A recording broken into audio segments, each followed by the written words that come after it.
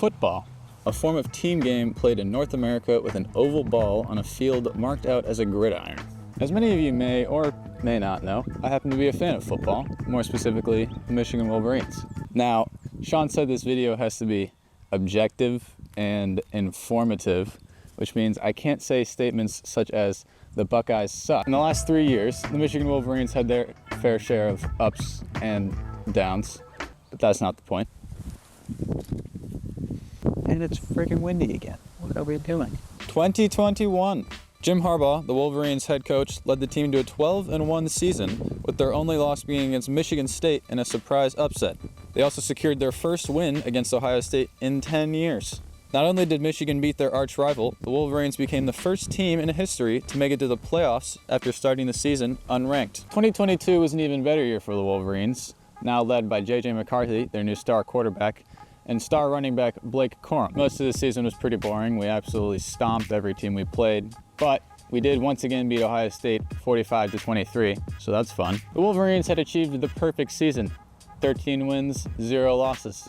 Nothing had gone wrong. Things went very wrong. Just like Michigan the year before, TCU had started out the season unranked and climbed all the way to the number 4 seed in the playoffs. In the most surprising upset of the season, TCU beat Michigan 51-45 in one of the ugliest games of football I've ever watched in my life. In a press conference after the game, quarterback J.J. McCarthy said, "We'll be back. I promise that." 2023 started great. Everything was perfect until it wasn't. October 23rd, 2023. Pete Thamel, a senior writer at ESPN, released an article detailing a sign stealing scheme by Michigan staffer Connor Stalions. In a statement by the NCAA, they said, even though the conference has not yet received any information indicating that head coach Harbaugh was aware of the impermissible nature, big words, of the sign stealing scheme, they still decided to impose a 4-game suspension at the end of Michigan's season. Mind you, they played Ohio State at the end of the season. On November 5th, 2023, the Michigan Wolverines beat the Buckeyes 30-24. Due to Michigan beating Ohio State and remaining undefeated, they moved on to the semifinals, where they would play Alabama in the Rose Bowl. In one of the best games of college football I've ever witnessed, Michigan beat Alabama 27-20. Michigan finally did it.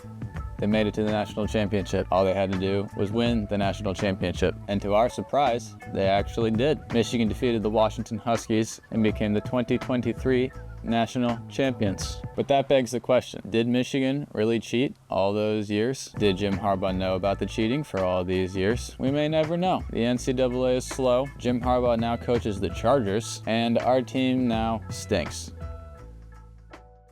Thus concludes my informational presentation. Thank you for watching. I hope you weren't bored. If you were bored, I'm sorry, but this was fun to make.